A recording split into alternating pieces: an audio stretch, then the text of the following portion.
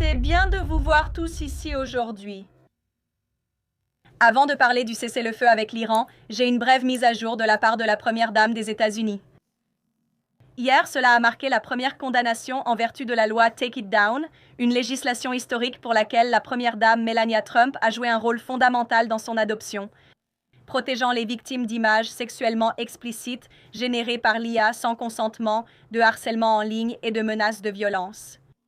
C'est un grand succès pour la Première Dame, et je sais que le président est fier de ses efforts pour faire adopter cette législation essentielle protégeant la jeunesse américaine. Nous remercions la Première Dame pour ses efforts et espérons que d'autres relaieront aussi cette condamnation historique d'hier. En ce qui concerne le cessez-le-feu de 2 semaines annoncé par le président Trump hier soir, c'est une victoire pour les États-Unis d'Amérique que le président et notre armée incroyable ont rendu possible. Depuis le début de l'opération Fureur épique, le président Trump a affirmé qu'il s'agirait d'une opération militaire de 4 à 6 semaines visant à démanteler la menace militaire représentée par le régime iranien islamique radical. Grâce aux capacités incroyables des combattants américains, les États-Unis ont atteint et même dépassé ses objectifs militaires centraux en seulement 38 jours. Les forces armées du Zérimyar ont détruit la base industrielle de défense de l'Iran, anéantissant la capacité du régime à fabriquer des armes que lui et ses alliés utilisent pour mutiler et tuer des Américains et terroriser le monde. La capacité de l'Iran à construire et à stocker des missiles balistiques et des drones à longue portée a également été réduite de plusieurs années par rapport à ce qu'elle était il y a 6 semaines, avant le début de l'opération Fureur épique. Nous avons détruit la majorité des missiles balistiques de l'Iran, des lanceurs et des drones d'attaque à longue portée lors de plus de 450 frappes sur des cibles et environ 800 frappes sur les unités de lancement de drones et les installations de stockage de l'Iran. Au total, plus de 13 000 cibles à travers tout l'Iran ont été touchées. Encore une fois, tout cela en seulement 38 jours. Pendant ce temps, la marine iranienne a été complètement anéantie. Les États-Unis ont détruit plus de 150 navires au total, y compris 16 classes entières de navires de guerre iraniens. Bien qu'elle ait déjà été la plus grande force sous-marine du Moyen-Orient, l'Iran ne possède désormais plus aucun sous-marin. 97% de ce qui était autrefois l'énorme stock de plus de 5000 mines navales de l'Iran a également été ciblé et détruit. Les forces aériennes de l'Iran sont désormais fonctionnellement et opérationnellement insignifiantes après que les États-Unis ont maintenu une domination aérienne totale sur le pays pendant plusieurs semaines consécutives. Pour souligner l'importance de cela, avant l'opération Fureur épique, la force aérienne iranienne effectuait entre 30 et 100 vols par jour. Aujourd'hui, ce nombre est de 0. La capacité de l'Iran à financer et à soutenir ses relais terroristes a été considérablement réduite. En ce moment, l'Iran ne peut plus distribuer d'armes à ses relais dans la région. Et plus important encore, l'Iran ne pourra pas acquérir d'armes nucléaires. Avant cette opération réussie, l'Iran élargissait agressivement son arsenal de missiles balistiques à courte portée. Avec ses armes et sa marine, il tentait un renforcement militaire autour de son pays afin de créer une menace imminente et existentielle pour les actifs militaires des États-Unis au Moyen-Orient, pour les alliés et, finalement, pour le monde libre. L'Iran poursuivait cette stratégie dangereuse et agressive pour une raison, tenir le monde en otage de ses ambitions terroristes.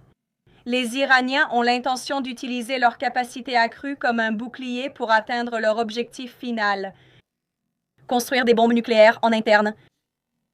Mais leurs plans meurtriers et maléfiques ont été détruits en même temps que leur armée, leur programme nucléaire et la majeure partie de leur direction, y compris l'ancien guide suprême Ali Khamenei. Leurs structures de commandement et de contrôle ont été déstabilisées après avoir été frappées plus de 2000 fois. De nombreux dirigeants restants sont paralysés par la peur et ne jouissent plus de la liberté de circuler dans le pays ou de se réunir ouvertement. Grâce à l'excellence incomparable de nos guerriers sous la direction du commandant en chef, le monde vient d'être témoin d'un triomphe militaire, d'une rapidité et d'un succès historique. Le président Trump a lancé l'opération Fureur épique avec des objectifs militaires stratégiques et les États-Unis les ont clairement atteints. Alors que nous célébrons ces progrès, nous nous souvenons également et rendons hommage aux 13 héros américains qui ont donné leur vie dans cet effort noble.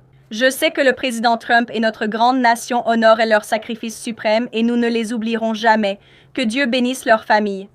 Les efforts courageux de tous nos incroyables membres des forces armées ont donné un maximum d'influence au président des États-Unis, lui permettant, ainsi qu'à son équipe dirigeante, de participer à des négociations difficiles ces dernières semaines, qui ont maintenant ouvert la voie à une solution différente, diplomatique et à une paix durable au Moyen-Orient. La pression maximale du président et l'influence créée par le succès de l'opération Fureur épique ont amené le régime iranien à demander, puis finalement accepter, une proposition de cessez-le-feu avec les États-Unis. L'Iran ne pouvait plus tolérer d'être bombardé ni risquer ce qui pourrait arriver après l'échéance de 20 heures fixée par le président Trump hier soir. L'Iran a accepté d'ouvrir le détroit d'Ormuz et, comme l'a dit le président, nous avons reçu une proposition des Iraniens qui a été considérée comme une base viable pour des négociations. J'ai vu aujourd'hui de nombreuses informations inexactes dans les médias sur ces négociations et ces plans. Alors, laissez-moi être clair et rétablir les faits. Les Iraniens ont initialement présenté un plan en 10 points qui était fondamentalement peu sérieux, inacceptable et complètement rejeté. Il a littéralement été jeté à la poubelle par le président Trump et son équipe de négociation.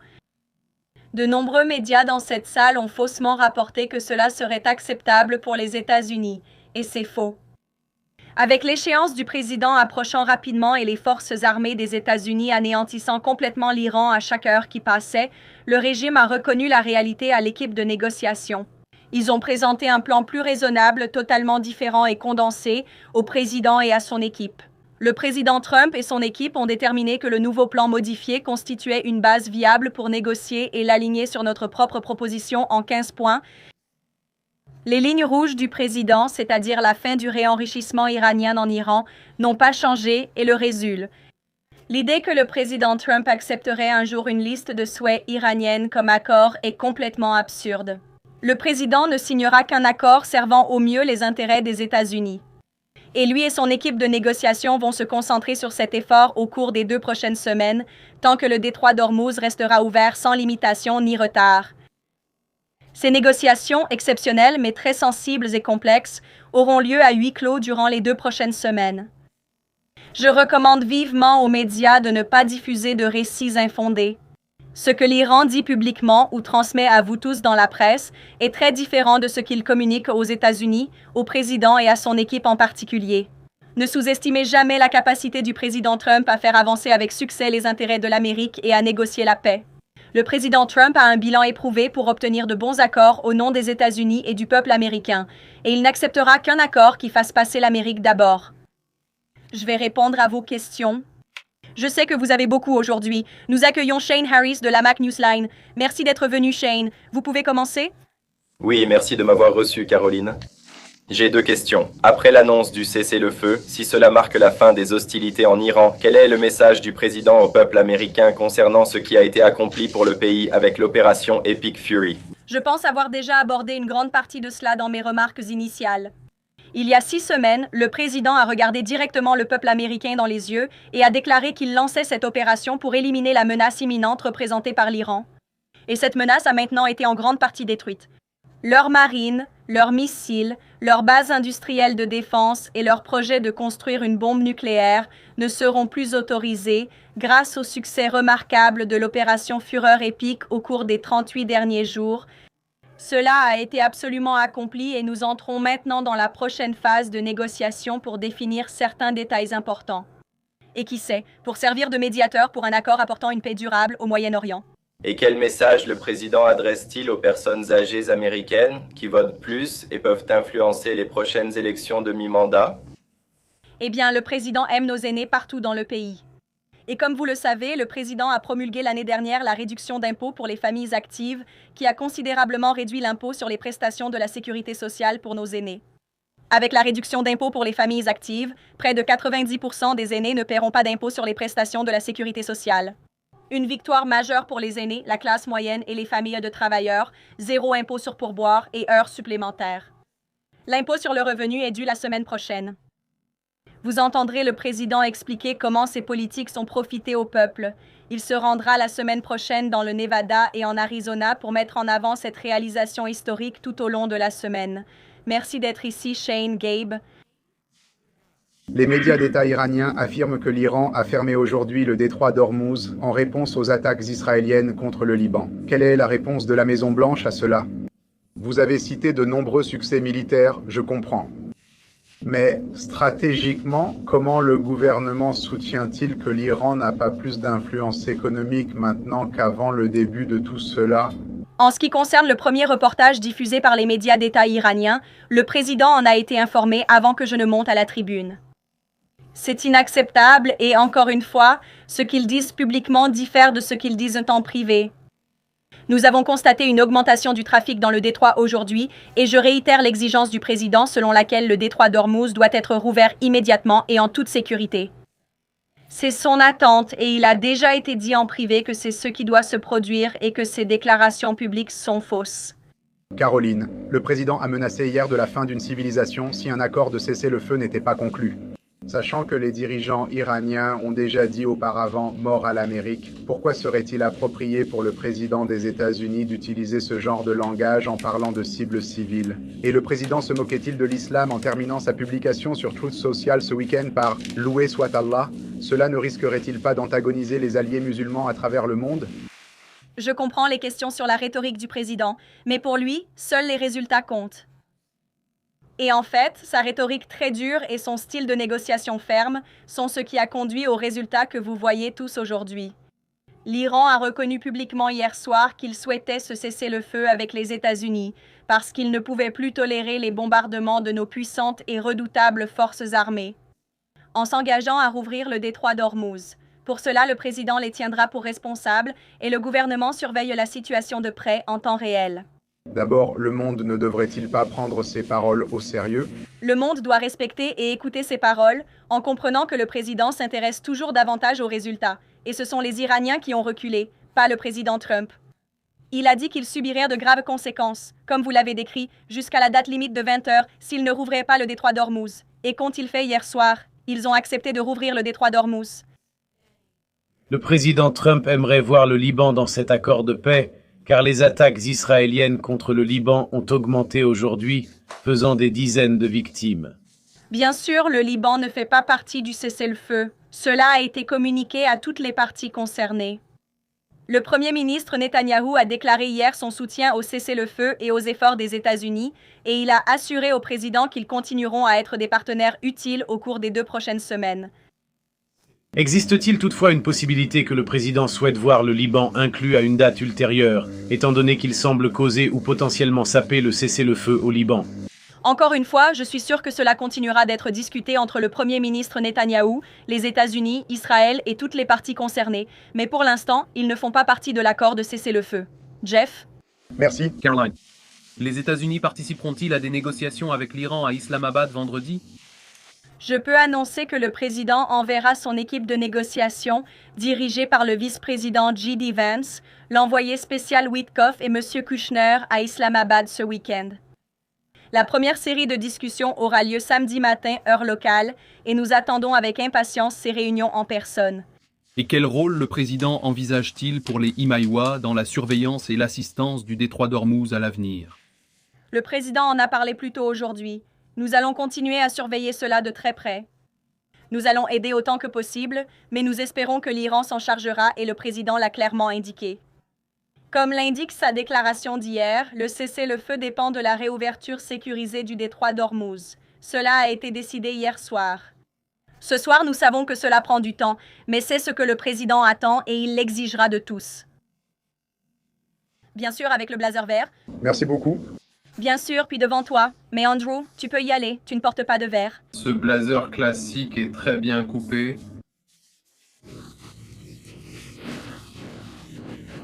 Alors, en ce qui concerne la rhétorique du président, lorsque les États-Unis ont envahi l'Irak en 2003, George W. Bush a déclaré, dans un message au peuple irakien, que la campagne militaire était dirigée contre les hors-la-loi qui gouvernaient à leur pays et non contre eux.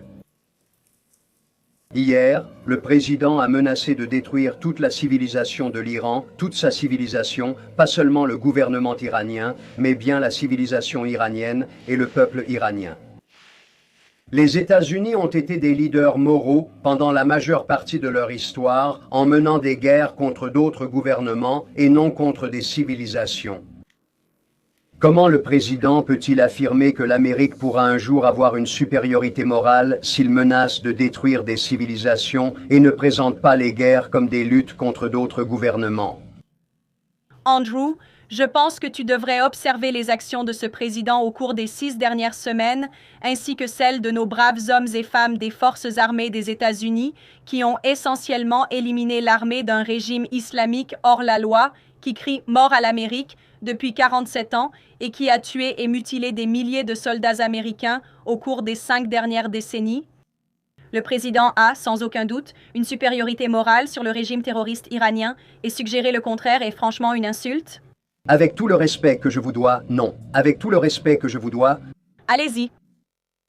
Eh bien, compte tenu de ce que nous avons vu aujourd'hui au Liban et de l'augmentation des attaques d'Israël, craint-on que Netanyahou essaie de mettre fin au cessez-le-feu. Le président a parlé avec le premier ministre Netanyahou la nuit dernière et lors de cette conversation privée, Netanyahou a réitéré publiquement son soutien au président et qu'Israël reste un allié et un partenaire clé des États-Unis. Ils ont été des partenaires exceptionnels ces 6 dernières semaines et nous leur sommes reconnaissants pour leurs efforts. Le président a eu cette conversation hier soir et cela a été rendu public dans le monde entier. Juste pour faire suite. Allez-y, merci. Caroline, j'ai une question pour toi sur l'Iran et aussi une question sur la loi de la dignité, bien sûr. À propos de l'Iran, on dit que le cessez-le-feu a eu lieu après l'intervention de 2 facteurs improbables, J.D. Vance et la Chine. Quel a été le rôle de ces parties dans la conclusion de l'accord? Le vice-président Vance a joué un rôle très important dans tout cela depuis le début. Il est, bien sûr, le bras droit du président. Il est le vice-président des États-Unis. Il a participé à toutes les discussions et il va maintenant diriger cette nouvelle phase des négociations. À Islamabad, plus tard cette semaine, en ce qui concerne la Chine, il y a eu des discussions qui ont eu lieu entre les plus hauts niveaux de notre gouvernement et le gouvernement chinois. Le président a beaucoup de respect pour le président Xi. Merci. En travaillant avec lui et avec ce pays, il a hâte de se rendre en Chine dans seulement quelques semaines. Le Dignity Act gagne du terrain au Congrès et offrirait à certains immigrés illégaux une voie vers la citoyenneté.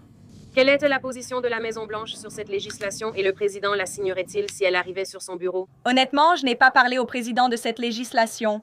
Je vais en discuter et nous donnerons notre position officielle sur le sujet dès que possible. De rien, vas-y, continue. Le président a suggéré lors d'une interview aujourd'hui qu'il soutiendrait une action conjointe entre les États-Unis et l'Iran pour imposer un péage aux navires dans le détroit. Pense-t-il que les États-Unis devraient tirer profit du détroit d'Ormuz? C'est quelque chose, c'est une idée que le président a suggérée, comme vous le savez, et qui sera discutée dans les 2 prochaines semaines. Mais la priorité immédiate du président est la réouverture du détroit sans aucune limitation, que ce soit par des péages ou de toute autre manière. Et concernant l'uranium hautement enrichi, l'Iran a-t-il donné au gouvernement une quelconque indication qu'il remettrait simplement l'uranium enrichi? Ou bien s'agit-il d'une attente du président selon laquelle il devrait envoyer des troupes terrestres pour y parvenir? C'est en tête de liste des priorités pour le président et son équipe de négociation alors qu'il se prépare pour le prochain cycle de discussion. Comme je l'ai dit, c'est une ligne rouge sur laquelle le président ne reviendra pas. Il est déterminé à ce que cela arrive, en espérant que ce soit par la diplomatie. Mais ont-ils donné une indication qu'ils remettraient cet uranium? Ils l'ont fait? Ils l'ont fait? Oui. Sarah, Trevor. En Iran, des défenses aériennes ont été activées dans plusieurs villes et des explosions ont retenti à Ispahan, qui est en train de bombarder l'Iran en ce moment même. Ah, ces rapports datent d'il y a quelques minutes? Oui. D'accord. Donc, évidemment, je vais devoir retourner vérifier avec l'équipe de sécurité nationale. Je vais m'en occuper tout de suite et je vais obtenir une réponse pour vous. Pour revenir à la question de la civilisation évoquée. Je n'ai pas vu ces rapports et je ne les vérifie pas. Ce n'est pas un manque de confiance, Trevor, mais je veux consulter les spécialistes. Je dirais simplement, et je l'ai répété à la vice-présidente ce matin, c'est une trêve fragile. Les cessez-le-feu sont naturellement fragiles. La guerre de 12 jours entre l'Iran et Israël l'an dernier l'a montré. Il faut parfois du temps pour que les cessez-le-feu prennent effet. L'un des résultats de l'opération Fureur épique a été le démantèlement complet du centre de commandement et de contrôle de l'Iran, compliquant la transmission des messages le long de leur chaîne de commandement. Ah, donc nous comprenons cela. Je demanderai un peu de patience, mais bien sûr, nous voulons voir le cessez-le-feu mis en œuvre et respecté par toutes les parties le plus rapidement possible. Merci. Et les Américains, les administrations présidentielles, depuis Ronald Reagan, ont exprimé l'idée qu'une guerre nucléaire ne peut pas être gagnée et ne doit jamais être menée. Cette administration maintient sa position, vu les propos du président sur la civilisation. Notre position sur cette politique n'a pas changé, Heidi. Carole? Carole. Merci, Carole. Étant donné la gravité de ce qu'il a dit hier, comment comprenez-vous ce qu'il voulait dire en affirmant que la civilisation va être éliminée? Je pense que c'était une menace très très forte du président des États-Unis qui a poussé le régime iranien à céder, à demander un cessez-le-feu et à accepter la réouverture du détroit d'Ormuz. C'était une menace très forte qui a porté ses fruits et, comme l'a déclaré le secrétaire à la guerre au Pentagone ce matin, ce n'était pas une menace en l'air. Le Pentagone avait une liste de cibles prête pour 20 heures hier, au cas où le régime iranien n'aurait pas accepté d'ouvrir le détroit. Qu'ont-ils fait? Et nous devrions être reconnaissants. Merci pour cela.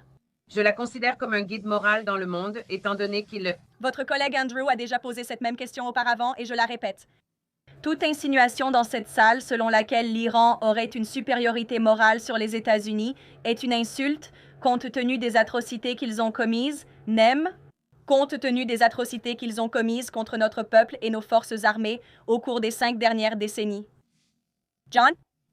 John, tu peux continuer. Merci, très cher Lange. J'ai 2 questions pour vous. L'une concerne la déclaration conjointe publiée ce matin par les alliés européens des États-Unis et de l'OTAN. Et dans cette déclaration conjointe, ils ont parlé du détroit d'Ormuz. Nos gouvernements contribueront à garantir la liberté de navigation dans le détroit d'Ormuz. Quelle est la réaction du gouvernement à cette déclaration conjointe? Cela apaise-t-il la situation lorsque le président rencontrera le secrétaire général de l'OTAN un peu plus tard cet après-midi? J'ai une citation du président des États-Unis à propos de l'OTAN à partager avec vous. Ils ont été mis à l'épreuve et ont échoué. C'est triste que l'OTAN ait tourné le dos au peuple américain ces 6 dernières semaines, alors que c'est lui qui finance leur défense. Comme vous le savez, le président Trump rencontrera le secrétaire Rutte dans quelques heures à la Maison-Blanche et attend avec impatience une conversation franche et ouverte. Et deuxièmement, en ce qui concerne ce conflit, comme vous l'avez souligné, le président Trump a dit qu'il y a eu un changement de régime après 38 jours. Ce nouveau régime a-t-il offert davantage de liberté au peuple iranien? Je pense que c'est une question qui est posée un peu trop tôt, John, et nous espérons que ce sera le cas, mais c'est quelque chose qui est encore à venir. Madame Caroline. Amen. Caroline, concernant le péage iranien dans le détroit d'Ormuz, tu as évoqué plusieurs lignes rouges fixées par le président, mais je n'ai pas entendu que ce péage en faisait partie. Serait-il acceptable pour les États-Unis, au final, que les Iraniens obtiennent des prélèvements dans le détroit d'Ormuz? Je pense que le président a été très clair et direct dans son langage hier soir dans sa publication sur Truth Social, où il a dit que ce cessez-le-feu est soumis à la réouverture libre, sûre et immédiate du détroit d'Ormuz. C'est un langage très clair et il doit être interprété littéralement. C'est-à-dire? Gratuit. Kerry continue. Oui, sans restriction, y compris les péages. Oui, Kerry. Brève mise à jour sur les péages. Pourquoi les États-Unis laisseraient-ils l'Iran percevoir un péage au détroit d'Ormuz? Nous nous y opposons depuis des années. Je répète, nous n'avons pas dit que nous acceptions définitivement. Le partenariat venait du président, mais hier soir, il a demandé la réouverture immédiate du détroit, sans restriction. C'est ce que nous exigerons. Très bien. Oui, c'est ça. Une deuxième question? J'ai de la famille et des amis en Iran. Je suis moi-même iranienne et j'ai parlé avec eux pendant la coupure. Hier, l'un de mes proches m'a dit au revoir. Alors, quel message devons-nous transmettre aux Iraniens qui me demandent quoi faire maintenant et comment rester en sécurité, parce qu'ils ne savent vraiment pas quoi faire? Je pense que la priorité du président et la mienne en tant que porte-parole est de veiller à ce que des messages clairs soient envoyés au peuple américain. C'est mon travail aujourd'hui. En ce qui concerne le peuple iranien, le président a éliminé la menace imminente que représentaient leurs militaires pour les États-Unis, nos alliés et nos forces dans la région. Et bien sûr, comme le président le dit depuis longtemps, il espère que l'Iran sera un pays de paix et de prospérité. Nous entamons ce nouveau cycle de négociations pour tenter de parvenir à un accord avec ce nouveau régime qui apportera une stabilité à long terme au Moyen-Orient. Attendez, mais il a dit qu'ils devaient rester chez eux et aussi reprendre leur pays. Donc il y a une contradiction, n'est-ce pas? Alors comment abordez-vous cela?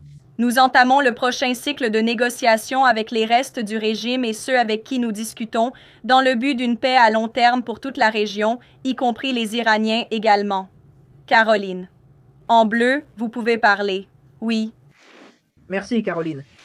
La Maison-Blanche a relayé la déclaration iranienne affirmant que le passage dans le détroit sera coordonné avec ses forces armées. À partir d'aujourd'hui, qui contrôle le détroit d'Ormuz? Encore une fois, ces déclarations ont été faites il y a 12 heures. Nous espérons que le détroit sera rouvert immédiatement. Comme je l'ai dit précédemment, nous avons constaté une augmentation du trafic dans le détroit et c'est quelque chose que nous surveillons constamment au fil des jours. Une question de plus. Qui contrôle le détroit en ce moment? Une question porte sur les expulsions de responsables iraniens, une autre sur les négociations. Toutefois, des préoccupations de sécurité concernent la vice-présidente Vance. Lors des négociations de paix, Stacey Whitcomb, Jared Kushner, à propos de l'expulsion de la nièce du général Soleimani, le gouvernement Trump prévoit de l'expulser. Ou des proches ou familles d'autorités iraniennes présents aux États-Unis. Certainement toute personne qui se trouve ici de manière frauduleuse. Je comprends que l'une des personnes dont le visa a été révoqué par le secrétaire Rubio et qui a été expulsée par l'ICE a demandé l'asile de manière frauduleuse. Cela va à l'encontre des lois des États-Unis. Toute personne ici, illégalement ou de manière frauduleuse, est soumise à nos lois sur l'immigration et sera expulsée. Je sais que c'est une priorité absolue pour le département d'État, en collaboration avec celui de la sécurité. Concernant la sécurité du vice-président, nous faisons confiance aux services secrets des États-Unis pour protéger le vice-président et l'équipe de négociation. Ils font un excellent travail et nous leur faisons confiance. Caroline peut intervenir. Merci, Caroline. Le président a dit « Cuba est la prochaine ». Quel est le message aux Américains concernant Cuba et qu'est-ce que les Cubains peuvent en attendre? Lorsque le président Trump a dit cela et a clarifié après cette déclaration, ce qu'il voulait dire, c'est que le régime cubain est voué à s'effondrer. Leur pays est très faible. Ils sont dans une situation économique très fragile. Le peuple cubain en a assez de son gouvernement et à juste titre. Ces discussions se poursuivent au plus haut niveau du gouvernement. Je n'ai pas d'annonce ou de mise à jour aujourd'hui sur la politique envers Cuba. Caroline, bonjour. Merci, Caroline. Le secrétaire Hegseth a déclaré ce matin que les troupes américaines resteraient dans la région. Que peut-on attendre des troupes américaines sur le théâtre d'opération dans les 2 prochaines semaines et au-delà? Pour des informations spécifiques sur les ressources au Moyen-Orient, veuillez consulter le Pentagone. Tenez compte de ce que le secrétaire a dit et de ce que le président a personnellement réitéré.